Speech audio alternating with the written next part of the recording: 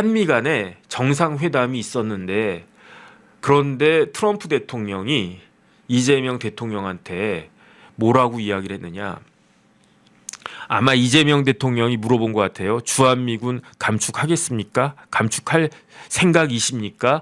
이재명 대통령이 물어봤겠죠. 그러니까 트럼프가 거기에 대해서 주한미군 감축한다 안 한다 O냐 X냐 이런 거에 대해서 대답을 하기는커녕 오히려 다른 이야기를 한 거예요.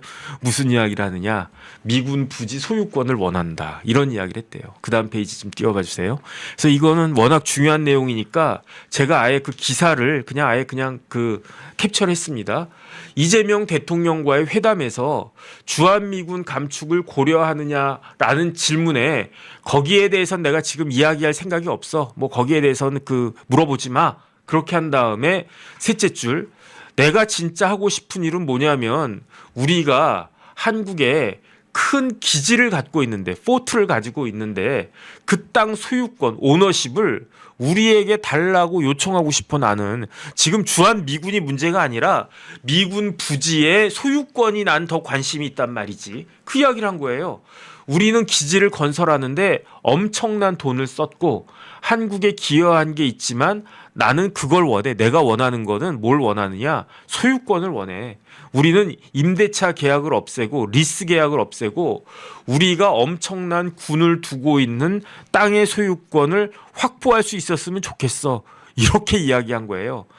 그다음에 트럼프는 한국에 4만 명 이상의 병력을 두고 있고 한국은 트럼프 일기 때 그 비용을 부담하기로 약속했잖아. 하지만 바이든이 들어선 그 이후에 바이든 대통령 때 한국이 불평을 하니까 바이든이 수십억 달러를 깎아줬어. 이거는 믿기 어려운 일이야. 나한테 그거 기대하지 마. 이 이야기를 한 거예요. 다시 한번 말씀을 드리면 미국은 기지 건설에 엄청난 돈을 썼다. 그리고 나는 오너십을 원한다. 지금은 임대차 계약, 리스 계약일 뿐인데 나는 소유권을 원한다. 그 다음에 거기에 대해서 나는 굉장히 궁금하고 알고 싶다. 한국이 땅을 줬다고 이야기하지만 그건 잘못된 이야기다. 한국은 땅을 준 것이 아니라 기빙이란 표현을 썼어요. 한국은 땅을 빌려줬을 뿐이다. 리스란 표현을 갖다 딱 썼어요. 그리고 나서 트럼프가 이야기했는데 뭐라고 이야기했냐면 미국이 땅을 갖는다면 큰 비용을 절감할 수 있을 걸. 그러니까 땅 소유권 내놓을래? 이렇게 이야기한 거예요. 그런데 저 맨 마지막 줄에 보면 트럼프 대통령 주장 가운데는 사실과 다른 대목이 여럿이다 이렇게 되어 있는데 저 기사가 앞에 걸로 다시 한 번만 띄워봐 주세요. 저 기사가 어디 거냐면 조선일보인데 아니다. 그 다음 페이지 띄워봐 주세요. 저 기사는 한겨레 신문이었어요. 아까 쭉 나온 거. 저 기사는 한겨레 신문 기사였어요. 그러니까 어쨌든 앞에 거 제목은 제가 조선일보에서 따온 거고 저 내용은 한겨레에서 따왔는데 한겨레에서 뭐라고 이야기했느냐. 엄청난 돈을 썼는데 그거는 잘못된 것이다라고 이야기를 했어요. 그래가지고 그 부분 제가 팩트 체크를 갖다가 해드리면 들어간 돈이 얼마가 들어갔냐면 일단은 공식적으로는 108억 달러가 들어갔대요. 108억 달러, 뭐 110억 달러라는 이야기도 있고 공식적으로는 얼마가 더 들어갔는지는 전 모르겠습니다. 그다음에 그 부분에 대해서는 별로 알고 싶지도 않습니다. 어쨌든 어마어마한 돈이 들어갔어요. 100억 불 들어갔다라고 하면 얼마가 쓰여졌다는 이야기입니까? 14조가 쓰여졌다는 이야기예요.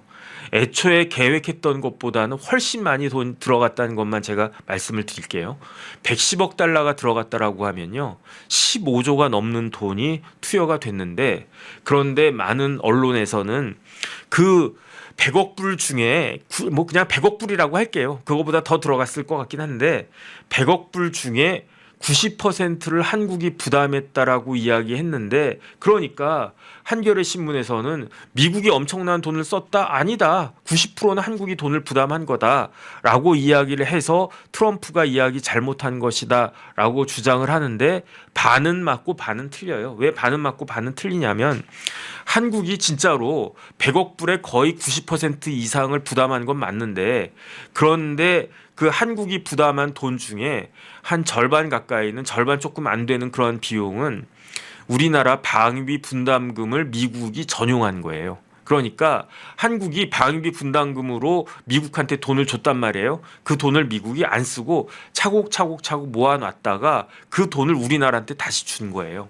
그러니까 방위비 분담금 그것도 우리나라 돈 아니냐라고 이야기하면은 한겨레 신문의 이야기가 맞고, 방위비 분담금은 우리나라가 준 돈이니까, 그러니까 그건 미국 돈인데 그 돈을 다시 기지건설에 썼으니까 그러니까 미국도 돈을 많이 쓴 거네라고 하면 트럼프 말도 많이 틀린 건 아니다, 이렇게 볼 수 있고, 그 다음에 두 번째는 미국은 한국에 4만 명 이상의 병력을 두고 있다 이렇게 이야기하는데 무슨 4만 명이냐? 한국에는 몇 명이 있다. 제가 그저께인가 보여드린 것처럼 지도 보여드렸을 때 그때 공식적으로 미군이 한국에 28,500명 있다고 그랬잖아요. 그러니까 4만 명은 말이 안 된다라고 이야기를 하는데 그런 의미에선 트럼프 말이 틀려요. 하지만 저 평택 캠프 험프리스에는 몇 명이 있냐면 한 4만 5천 명 정도가 있어요. 그러면 4만 5천 명은 뭐냐? 그 주한미군의 가족들도 있고요. 그 다음에 주한미군의 시빌 컴포넌트라고 해가지고 이른바 군무원들 있지 않습니까?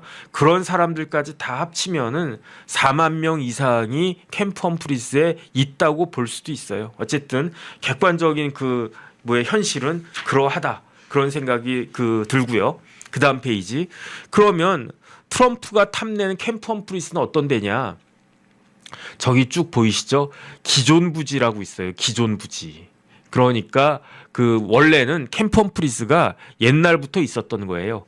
기존 부지가 있었고 그게 확장이 된 거예요. 그러면 지금 캠프 험프리스의 그 기지는 1468만 제곱미터입니다. 그러면 이게 정확히는 444만 평이에요. 4자가 3개네. 어쨌든 444만 평이 캠프 험프리스고, 그런데 저기서 그 확장 부지가 있잖아요. 확장 부지가 969만 제곱미터가 확장이 된 거고, 그러면은 기존의 캠프 험프리스의 부지는 몇 평이었는가? 499만 제곱미터였던 거예요.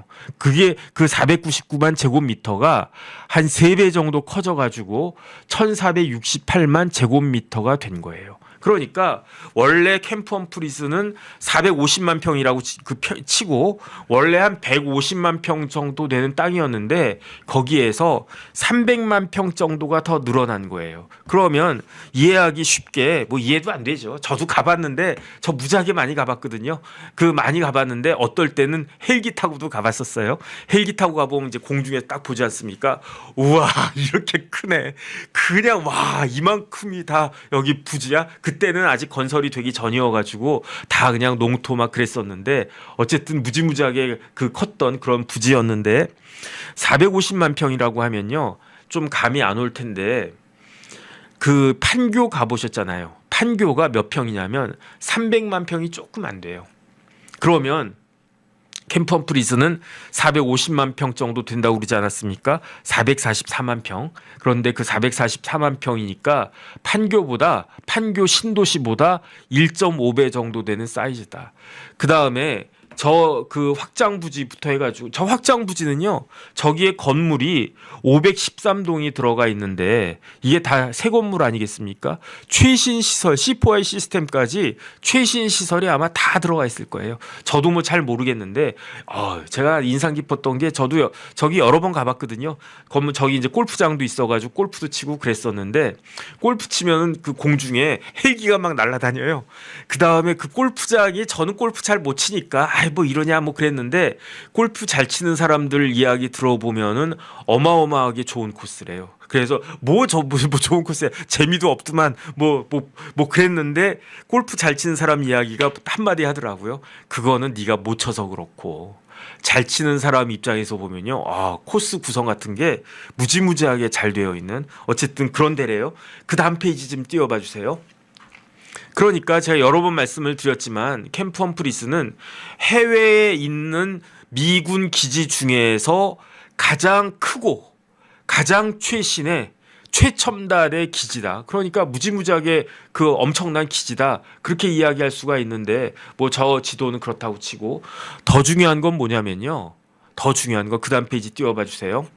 캠프 험프리스의 가장 큰 효용성은 뭐냐면 저거예요. 저기가 뭐냐면 위치, 로케이션. 저기 제부도 보이시죠? 제부도 이렇게 쭉 가다 보면 아산만 같은 거 보이시죠? 저기서 조금만 더 그 지도를 갖다가 좀 더 이렇게 그 줄여가지고 그랬으면 저 왼쪽이 서해 바다거든요. 왼쪽이 서해 바다인데 그러니까 서해 바다에 제부도 있잖아요. 아산만 있잖아요. 쭉 내려와가지고 지도를 조금만 키워봐 주세요. 지도를 조금만 키워봐 주시면 제가 또 그 아산만 영수기내 보이지 않습니까? 아산만에 영수기내라고 조개 요리하는 데가 있는데 저기가 굉장히 맛있나 봐요. 그러니까 저렇게 딱 되어 있지. 거기서 조금만 더 올라가 봐 주세요. 조금만 더 이렇게 그 물 따라 이렇게 올라가면 저기가 아니 이렇게 아산만 영수기내 이렇게 그 파란 점에서 조금만 더 가봐 주시면은 그 이렇게 그 물 따라서 이렇게 올라가면 평택시라고 보이지 않습니까? 예, 그 옆에 영수기내랑 평택시 중간에 이렇게 볼록 튀어나온 데 있잖아요. 조금만 더 왼쪽으로 가가지고 아까 PD님한테 알려드렸어야 되는데 깜빡했네.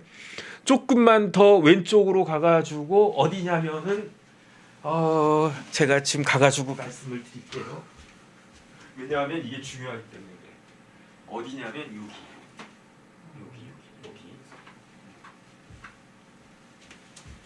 PD님 고기 좀 해봐 주세요. 그렇게 볼록 튀어나온 데 있잖아요. 저기가 미군 기지예요. 그거 이렇게 그 마우스로 이렇게 조기. 저기가 캠프 험프리스인데 앞에 그것 좀 띄워봐 주세요. 앞에 사진. 저렇게 생겼잖아요. 저게 이제 커가지고 그렇게 되어 있는데 그 지도를 이렇게 축소해 보면은 다시 한번 아까 거기로 가면 그렇게 되는 거죠. 그렇게 저기 볼록한데. 그런데 이걸 지도를 좀 줄여봐 주세요. 다시 그냥 원래대로 이렇게 해주세요.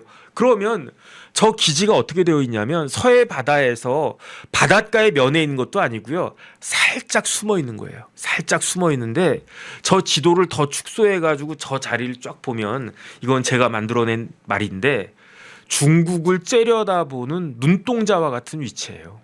그러니까 진짜로 저 캠프 험프리스 때문에 시진핑은 뭐가 이렇게 체한 것 같을 거야. 저기서 북경까지 1000km가 안 돼요. 그 다음에 저기에 최첨단 시설이 있는데 최첨단 시설이 저기 뭐 오키나와 같은 데 있거나 괌 같은 데 있거나 그러면 뭐 중국 입장에서야 뭐 그렇게까지 부담 되겠습니까? 그런데 목에 비수 같은 게 그 위치가 저게 중국 입장에서 보면 목 끝에 비수 같은데 그 비수가 아주 날카로운 게 있는 거죠. 그러니까 저거 짓는다라고 할 때 중국에서 어마어마하게 반발을 많이 했었어요. 그런데 저게 벌써 오래전 이야기니까 그때만 해도 지금 중국이 지금처럼 이렇게 크기 전이어가지고 20년 전이었단 말이에요. 그런데 20년 동안 중국 엄청나게 크지 않았습니까? 만약에 캠프 험프리스가 지금 지어진다라고 하면 그러면 중국 입장에서 반발이 굉장히 심했을 거예요. 그런데 중요한 건 뭐냐면 지금 말씀드린 저 지역 있잖아요. 저 지역이 저도 이제 나중에 알았는데 평택의 할아버지 할머니들은 저 땅을 캠프 험프리스가 있는 다시 한 번만 이렇게 이렇게 동그라미 이렇게 이렇게 막 마우스로 이렇게 해주세요. 저 위치를 저 동네를 평택의 할아버지 할머니들은 뭐라고 이야기하느냐? 청망평이라고 불러요. 청망평. 이게 무슨 뜻이냐면 청나라 할 때 청자, 망하다 할 때 망자, 사망할 때 그 망자. 평은 뭐냐면 평야. 쉽게 말하면은 청나라가 망한 평야라는 거예요. 저기가 미군 기지가 들어와 있는 저 자리가 옛날부터 청나라가 망한 평야예요. 그러니까 중국 입장에서는 로케이션 자체도 굉장히 막 그렇게 짜증나는 그런 로케이션에 있는데 그런데 저 평야가 저기가 간척지거든요. 간척지여가지고 겨울에는요 바닷바람 불어요. 칼바람. 제가 추워가지고 죽는 줄 알았어 진짜. 그런데 저기가 왜 청망평이냐? 그 다음 페이지 좀 띄워봐 주세요. 이게 청일전쟁이거든요. 청일전쟁이거든요. 청일전쟁 언제 있었습니까? 1894년. 제일 저기 나와 있는 저 그 날짜 중에서 제일 빠른 날짜가 어디입니까? 풍도해전이에요. 1894년 7월 25일에 풍도에서 해전이 있었어. 어느 나라랑 어느 나라랑? 청나라하고 일본하고. 그래서 이름을 뭐라고 합니까? 청일전쟁인데, 청일전쟁이 일어난 데가 풍도해전인데, 그 풍도해전이 어디에 있었냐면 아산만에 있었어요. 제가 조금 전에 보여드린 지도가 아산만 지도 아니겠습니까? 지금 미군 기지 바로 앞에서, 캠프 험프리스 바로 앞에서 1894년 7월 25일에 청나라하고 일본하고 붙었다가 청나라가 박살난 거지. 그리고 난 다음에 저 오른쪽으로 조금 올라가보면 성환 전투라고 있어요. 성환 전투는 1894년 7월 29일입니다. 다 음력일 거예요. 그러면 이제 나흘 뒤에 육지에서 성환 전투가 벌어졌는데, 성환은 어디냐면 천안이에요.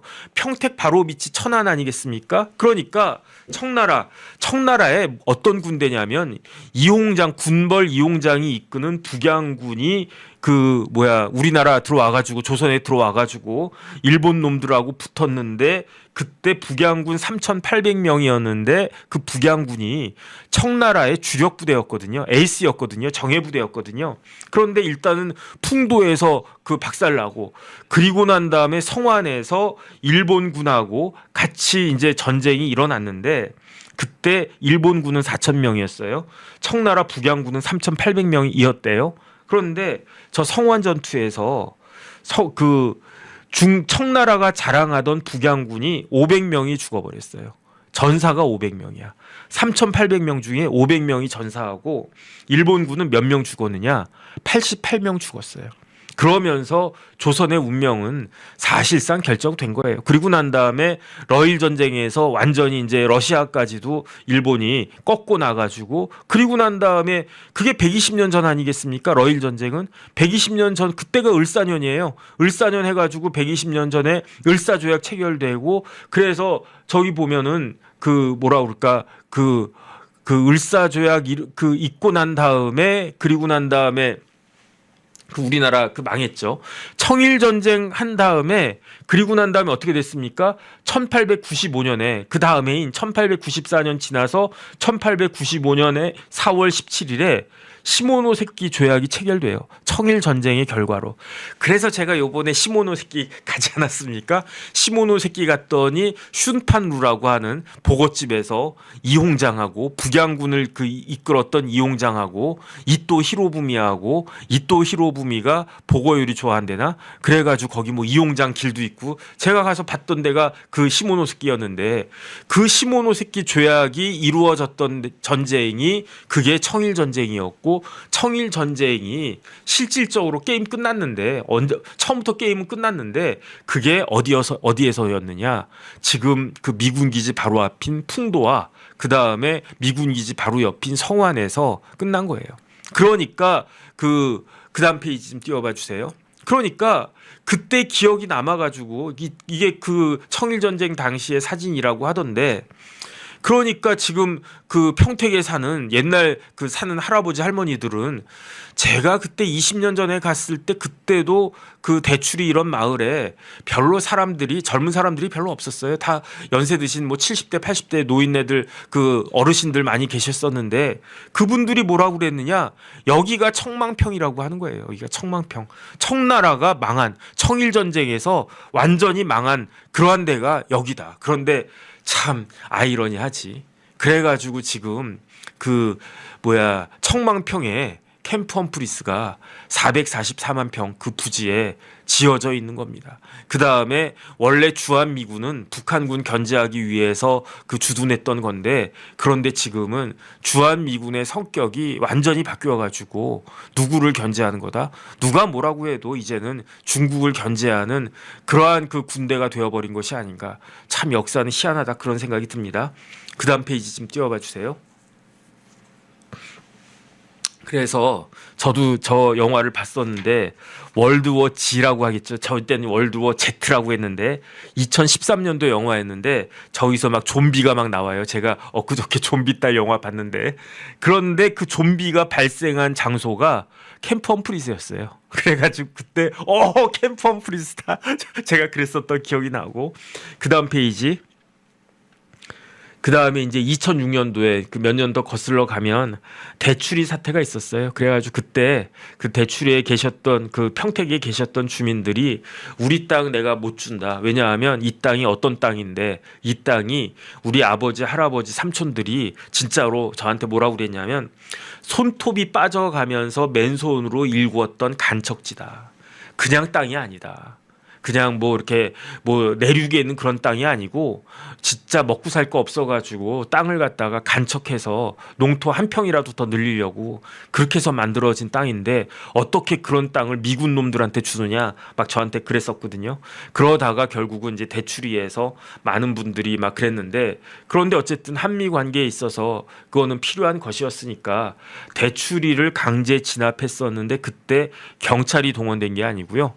군이 동원이 됐었어요. 그래서 그때 지금은 뭐 다 기억도 못 하시겠지만 어마어마한 일들이 있었고 그다음에 그 후유증들도 있었고 그 후유증들 다 이제 마무리하고 평택의 미군 기지가 딱 들어서게 된 겁니다. 그다음 페이지. 그래서 원래는 저 평택 미군 기지가 2012년도에 준공되기로 되어 있었는데 그런데 그 2012년도보다도 한참 늦어져 가지고 2018년도에 준공식을 갖다가 했어요. 그 준공식이라고 하기보다는 개관식을 했어요. 지금도 계속 그 진행이 되고 있습니다. 만약에 다 끝났다라고 하면 용산은 이미 공원으로 만들어졌어야 됐는데 지금도 용산 뭐 못 들어가지 않습니까? 어쨌든 주한미군 평택 시대가 그 드디어 시작됐다라고 선포가 된 게 2018년 6월 29일이었어요. 그래서 다시 한번 말씀드리면 73년 만에 용산시대 마감하고 해외 단일 기지로는 최대이고 최신이고 무엇보다도 로케이션이 좋다. 그 다음에 부대가 몇 개가 그 어떤 부대가 있다고요? 유엔군 사령부 있고요. 주한미군 사령부 있고요. 미국의 제8군이 있고요. 그 다음에 미국의 2사단이 원래는 전방에 뭐 파주, 동두천 뭐 이런데 쫙 이렇게 깔려 있었는데 그 2사단 병력들을 다 몰아놨어요. 어디에다가 평택에다가 그 다음에 주한 뭐 특수 작전 사령부도 저 평택에 있고 한미 연합사도 있고 그래가지고 저기 캠프 험프리스에 있는 부대가 40개가 넘어요. 그 다음에 그 군인은 몇 명이냐? 우리나라에 주둔한 28,500명 중에 23,000명이 평택에 있는 거예요. 그 다음에 상당수는 또 어디 있겠습니까? 평택 바로 옆에 오산 에어베이스에서도 뭐 1,000명 이상은 있겠지. 얼마나 있는지는 잘 모르겠는데 평택에 주한미군의 거의 전부가 다 평택에 있는 거예요. 그때 장관이 송영무 장관이었는데 새 시대 새 임무 맡아야 된다. 그 다음에 새 시대 새 임무라고 하는 게 뭐 전략적 유연성 아닌가? 그 다음에 브룩스라고 그 당시 연합사령관이었는데 어디에 있든지 간에 용산에 있건 평택에 있건 한미 간의 동맹은 굳건하다. 그렇게 이야기를 했었고 그 다음 페이지 띄워봐 주세요.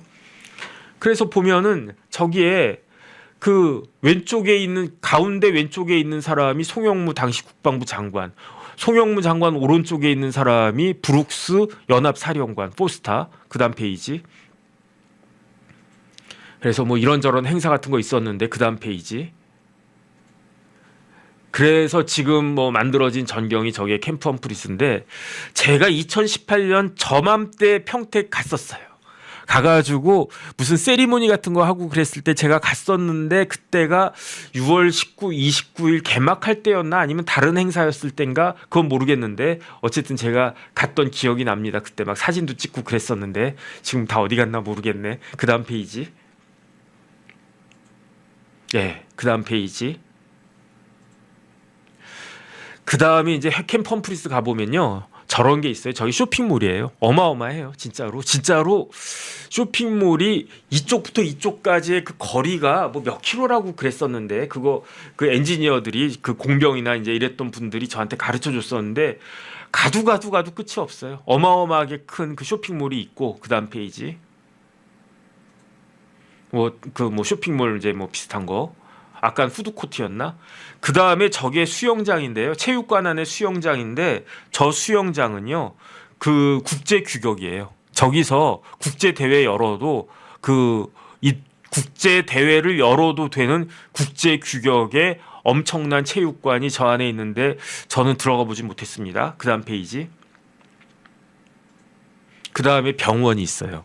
그래서 제가 미군기 지원 사업하는데 우리나라랑 차이가 있는 게 미국 사람들은요. 첫 번째 학교를 짓는데 어마어마하게 까다로워요. 뭐 우리나라는 대충 짓잖아요. 미국은 학교 짓는데 규정이 무지무지하게 많아요. 그래서 학교 짓다가 만세 부르는 경우가 무지하게 많았습니다. 그런데 캠프 험프리스에는 초등학교가 2개 있어요. 험프리스 중앙초등학교, 험프리스 서부초등학교. 중학교는 하나 있어요. 험프리스 중학교. 고등학교도 하나 있어요. 험프리스 고등학교. 그다음에 옛날 용산에서는 그 메릴랜드 대학 그 분교가 있었다고 그랬는데 평택에도 있나 그건 모르겠고. 그다음에 학교보다도 더 까다로운 데가 뭐냐면 병원이었어요. 병원 짓는데 우리나라 건설회사들 그냥 멋 모르고 한국식으로 병원 지으면 되겠지 하다가 진짜로 학교하고 병원에서 어마어마하게 그 고생 많이 했습니다. 우리나라 건설회사 어디라고 말씀 안 드리겠는데 거기서 무지무지하게 고생을 많이 했었어요. 그 다음 페이지. 네. 그래서 다시 한번 캠프 험프리스의 역사를 간단하게 말씀드리면 우리나라가 일본한테 먹힌 다음에 1919년에 일본이 처음에 캠프 험프리스를 갖다가 그 군사 시설로 만든 데는 그 미군이 아니에요. 그거는 일본이었어요. 일본이 육군 비행장으로 만들었는데 그때가 언제냐? 1919년. 그때가 언제입니까? 3.1 운동할 때가 1919년이었잖아요. 그때 일본에서는 저 캠프 험프리스를 육군 비행장으로 만들었다가 그러다가 1960년에 6.25 터지고 그런 와중에 미군이 들어와가지고 그때부터 미군이 사용하기 시작했어요. 그러다가 1962년에 험프리스라고 하는 부사관 준위가 헬기 사고로 순직을 했는데 그 험프리스 준위의 이름을 따가지고 위치를 캠프 험프리스라고 그렇게 부대 기지 이름을 그렇게 지은 거고 그러다가 2004년도에 릴로케이션을 하자. 한국에 있는 주한미군들을 전면적으로 재배치하자라고 하면서 그때부터 이제 평택을 갖다가 어디가 좋겠느냐. 미국 입장에서는 평택이지. 왜 평택입니까? 청망평이잖아. 이름도 좋잖아. 청나라 망한다며. 거기에다가 중국을 째려보는 눈동자 같은 위치네. 거기에다가 저 평택은요. 어디랑 그 거리가 제가 몇 번 말씀을 드렸지만 30분 거리예요. 어디하고 30분 거리냐면은 오산 에어베이스하고 30분 거리고요. 그다음에 평택에 대한민국 해군의 제2함대 사령부가 있는데 그 제2함대 사령부하고도 30분 거리예요. 그러니까 공군 기지하고도 30분 거리, 해군 기지하고도 30분 거리. 그러니까 여기가 맞겠다 해가지고 기존에 있는 캠프 험프리스 부지 500만 제곱미터를 확장해가지고 1,467만 제곱미터, 1,500만 제곱미터로 확장을 하자. 그래가지고 만들어진 게 그게 캠프 험프리스다. 그 캠프 험프리스에 대해서 트럼프가 탐을 내는 거예요. 탐을 내는데 그런데 왜 탐을 낼까요? 여기에서 이제 법적인 이야기 간단하게 말씀을 드리겠습니다. 1953년에 그 한국하고 미국이 조약을 맺어요. 어떻게 조약을 맺냐면은 1953년 10월 1일에 체결된 조약이 그 유명한 대한민국과 미국 간의 상호 방위 조약이에요. 뮤추얼 디펜스 트리티가 1953년 10월 1일에 체결이 돼요. 그 다음 페이지 좀 띄워봐 주세요. 그래서 우리나라는 외교부 장관, 그 다음에 한미연합군 사령부의 아마 장군이었을 거예요. 그 두 사람이 사인을 해요. 우리나라 대표해가지고 변형태 외교부 장관이, 외무부 장관이 사인을 갖다가 하고, 오른쪽은 좀 이따가 말씀드리겠습니다. 그 다음에 저 가운데 서 있는 사람 누굽니까? 하얗게 나오는 사람 가운데. 저분이 이승만 대통령이에요. 그래서 저는 지금도 이승만 대통령이 공도 있고 과가 있죠. 과도 있죠. 그래서 이승만 대통령의 가장 큰 공은 대한민국 건국이고요. 1948년 8월 15일에 대한민국이 건국되도록 한 게 그게 이승만 대통령의 가장 큰 업적이라고 저는 생각하고, 그 다음에 이승만 그 두 번째로 큰 업적은 저거예요. 저거 제가 봤을 때는 한미 간의 상호 방위 조약이 체결되게 함으로써 우리나라의 안보를 튼튼히 하고, 그 안보 가운데에서 우리나라가 경제적으로 정치적으로도 이만큼 발전한 것이 아닌가 싶습니다. 그 다음 페이지. 그런데 중요한 건 뭐냐면요. 저 맨 밑에 보세요. 대한민국을 위하여 변형태. 그 다음에 미국을 위해서 존 포스터 덜레스가 그 직함이 뭐였나? 그건 모르겠네. 어쨌든 중요한 건 뭐냐면 제일 중요한 거 제6조입니다. 제6조. 조약은 한미 상호 방위 조약은 무기한 유효하다. 그러니까 끝이 없어요. 언제까지 한다 이런 거 없어요. 그런데 중요한 건 뭐냐면 어느 당사국이든지 간에 한국이든 미국이든 다른 당사국에 통보한 후 1년 뒤에 본 조약을 종지시킬 수 있다 이렇게 돼 있어요. 그러니까 영어로 보겠습니다. This treaty shall remain in force indefinitely. 그러니까 기한이 없다는 이야기예요. 그런데 한국이든 미국이든 어떤 나라도 may 할 수 있다. 뭘 할 수 있습니까? terminate 할 수 있다는 거예요. 1 year after notice has been given to the other party. 그러니까 지금 내가 한국 대통령이 미국 대통령한테 또는 미국 대통령이 한국 대통령한테 한미 상호 조약 터미네이트 하겠습니다. 합시다가 아니에요. 한미 상호 방위 조약을 터미네이트 종지하겠습니다라고 딱 그 이야기를 하면, 그러면 어떻게 된다? 1년 뒤에 한미 상호 방위 조약은 어떻게 된다? 터미네이트가 되는 거예요. 끝나는 거예요. 그러니까 저는 제일 중요한 게 6조다라고 생각을 하는 거예요.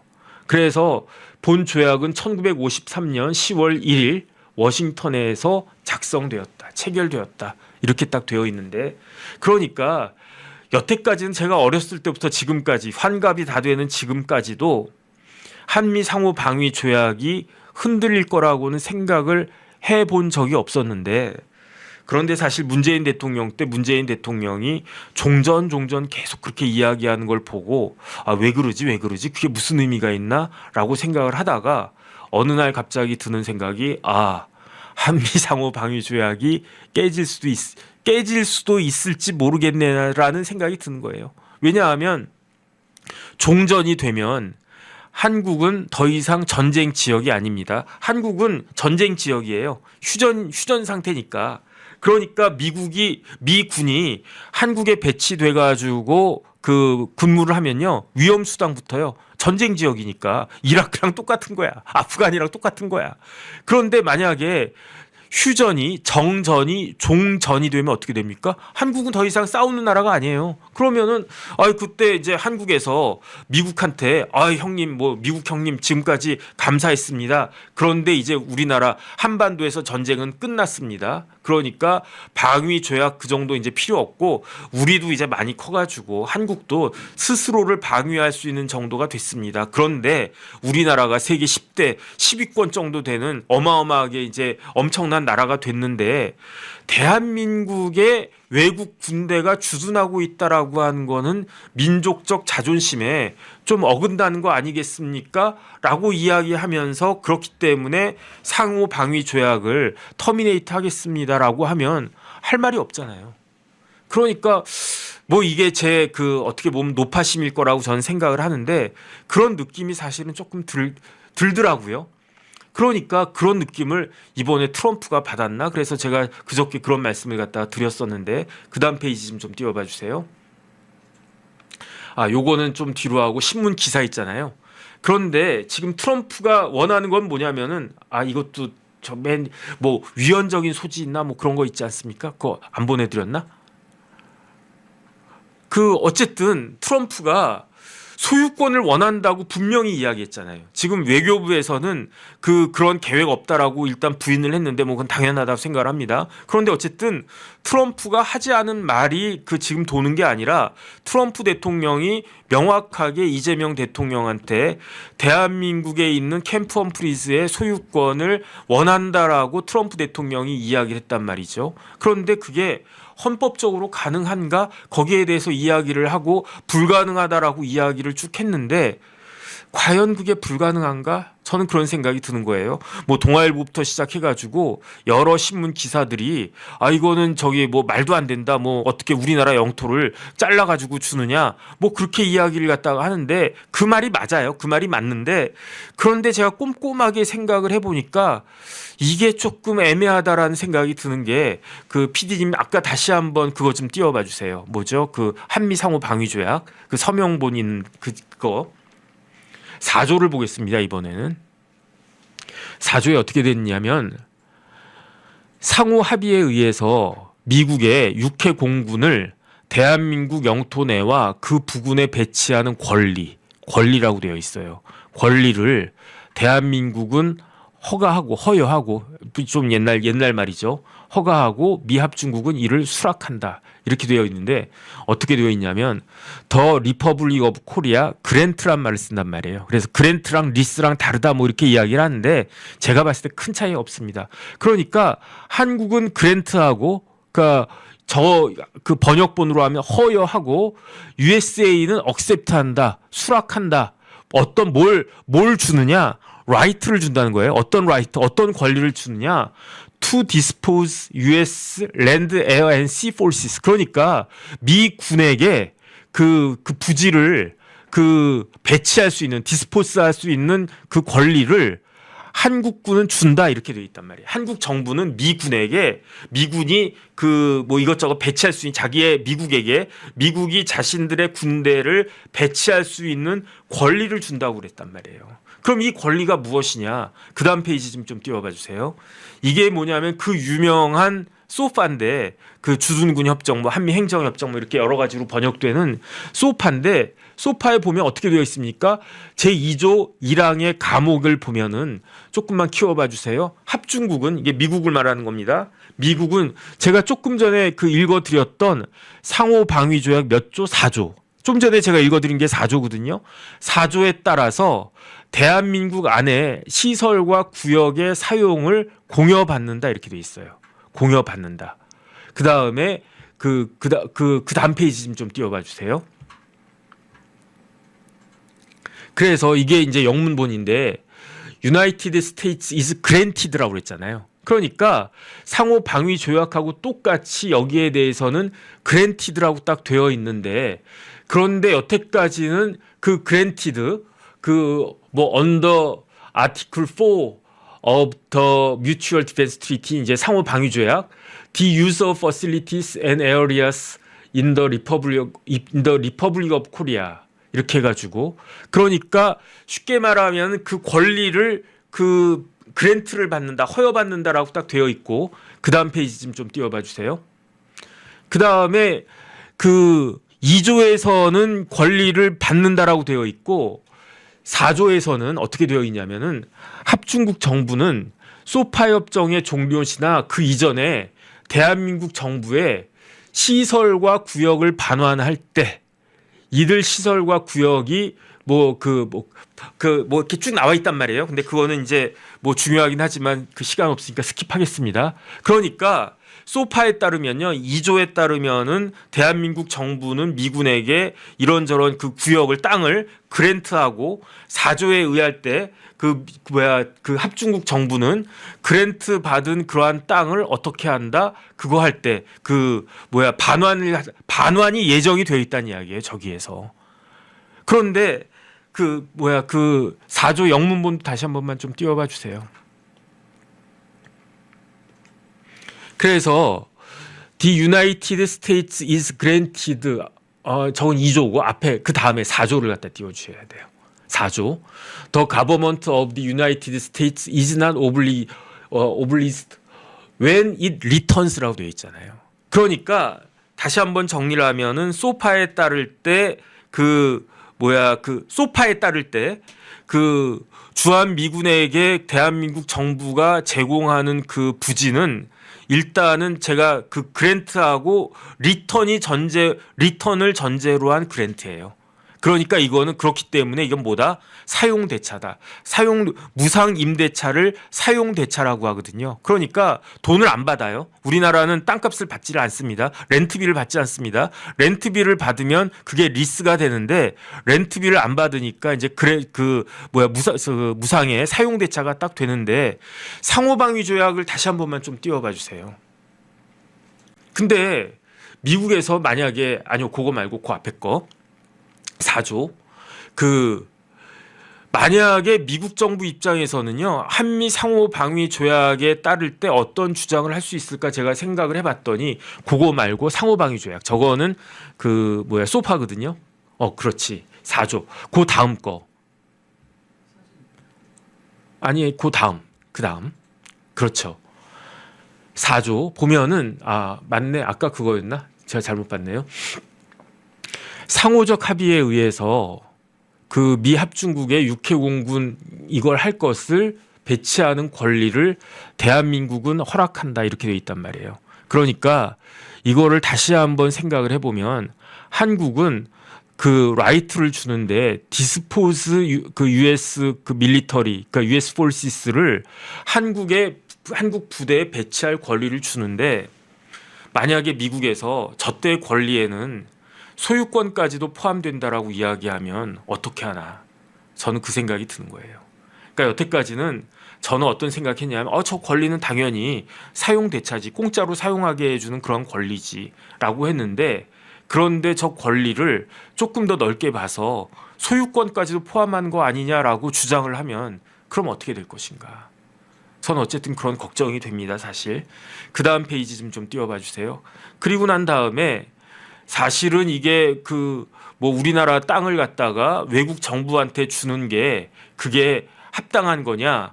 그런데 우리나라 법에요. 그게 가능하다고 되어 있어요. 어떤 법이 있냐면 부동산 거래 신고 등에 관한 법률이 있거든요. 그런데 우리나라는 외국인의 부동산 취득에 대해서 별다른 규제가 없어요. 심지어 외국의 정부가 우리나라 부동산 취득하는데 별다른 규제가 없어요. 그래서 보면은 부동산 거래 신고법 보면 2조에 용어의 뜻은 이러이러하다 하면서 외국인에 뭐가 포함이 되느냐 그냥 개인, 법인 그다음에 맨 마지막에서 끝에서 둘째 줄 외국 정부, 국제기구 이런 데가 다 우리나라에서 땅을 소유할 수가 있어요. 소유권을 갖다 주는 거예요. 베트남이나 중국이나 이런 데는 땅 소유권을 취득할 수 없지 않습니까? 그런데 우리나라는 외국인도 우리나라에서 자기 땅을 영원히 소유권의 특성은 영구성이 소유권의 특성이니까 영구히 소유할 수 있는 권리를 외국 정부에다가도 주는 거예요. 그 다음에 제주도 가면 중국의 개인들, 중국의 법인들이 제주도 땅 어마어마하게 많이 샀다면서요. 강남의 아파트들도 어마어마하게 많이 샀다면서요. 그 다음에 중국의 정부도 우리나라에서 땅을 많이 사고 있는 거 아닌가 그런 생각 들거든요. 그 다음 페이지 좀 띄워봐 주세요. 그게 왜 그러냐면은 용산 땅 1256평을 중국이 사들였어요. 그런데 우리나라는 취득세를 전액 면제까지 해줬어요. 그 다음 페이지. 그래서 요거 읽어보겠습니다. 중국 정부가 2018년 12월에 이태원동에다가 1256평 규모의 필지를 한 개 필지도 아니고 11개 필지를 300억에 샀대요. 2018년도입니다. 그러면 저게 지금은 얼마 되겠습니까? 1256평이면은 그러면 평당 1억만 잡아도 1256억 아닌가? 저는 어쨌든 그런 생각 듭니다. 용산 땅 한 1억씩 하지 않나? 어쨌든 저는 그런 생각 들어요. 지금은 2025년이잖아요. 그런데 중국 정부가 저 땅을 산 게 2018년 12월이란 말이죠. 그러니까 한 6년도 더 전에 이걸 갖다가 산 거 아니겠는가 그런 생각이 듭니다. 그런데 정부는 승인 사항도 아니고 신고 사항도 아니다. 중국 정부가. 그런데 중국 정부는 왜 이태원에다가 저 땅을 샀을까요? 그 다음 페이지. 해당 필지 소유자는 아마 등기부 띄어보면 중화인민공화국으로 돼 있을 거예요. 그 다음에 실제 사용하지 않고 그냥 놀리고 있는 것 같은데, 그런데 해당 토지는 위치상으로는 주한 미 대사관이 이전하기로 결정된 캠프 코이너 부지로부터 직선거리로 1km 떨어져 있다. 중국이 왜 저 땅을 샀지? 그때 2018년도에 300억이면 작은 돈도 아닌데.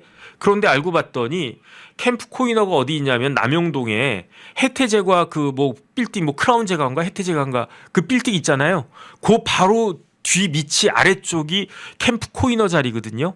그러니까 주한미 대사관이 지금 광화문에 있지만 지금 굉장히 좁고 넓고 오래되고 그랬으니까 그러니까 좀 넓은 데로 이사 가서 더 뽀대나게 그렇게 지어야 되겠다. 중국 대사관도 어마어마하게 크게 짓지 않았습니까? 그래서 옮기기로 한 자리가 어디냐면 남영동이에요. 용산. 거기가 그 캠프 코이너라고 하는 캠프가 있는 자리가 거기에다가 그 미국은 대사관 짓기로 되어 있는데 거기로부터 1km도 떨어져 있지 않은 데다가 중국 정부가 땅을 몇 개를 샀다. 1200평을 샀는데 100평짜리 그 땅을 갖다가 11개 샀다는 이야기 아닌가? 그렇다는 이야기입니다.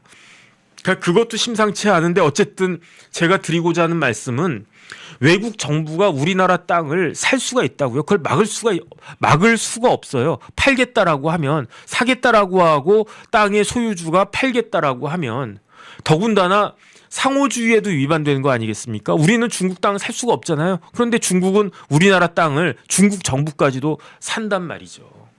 그렇다라고 하면 저 어떤 생각이 드냐면, 물론 중국이 산 땅은 1200평이에요. 그 다음에 캠퍼프리스 부지는 450만 평입니다. 사이즈가 비교가 안 되죠. 하지만은 그건 그렇다고 치고 서울 한복판 용산의 땅 1200평을 중국 정부한테 파는 거나 중국 정부가 취득하는 거나 아니면은 저기 평택에 450만 평을 미국 정부가 취득하겠다라고 하는 거나 뭐가 다르냐. 그거는 결국은 우리나라 정부가, 대한민국 정부가, 왜냐하면은 저 캠퍼프리스 부지는 다 일반 그 농민들이 가지고 있었던 그 땅 한 1000평, 2000평 그런 것부터 다 그때 1조 주고 우리가 대한민국 정부가 300만 평을 1조 주고 샀었단 말이에요.